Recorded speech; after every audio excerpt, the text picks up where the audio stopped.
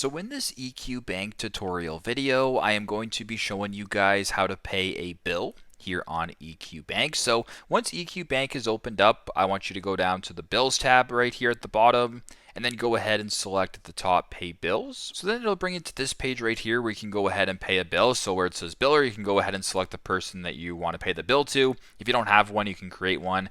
You can type in the amount right here. So if I wanted to give $100, I type in 100. Select the account that you want to do it from. So if you wanted to do it from like your checking account or whatever, that's where you would put it. The dates, the frequency, and if this looks good to you at the bottom, it'll say review payment. Go ahead and select that to proceed that way with the bill payment. So pretty simple, pretty straightforward. That is how to pay a bill on EQ Bank. Thanks again for watching, and I hope this video helps.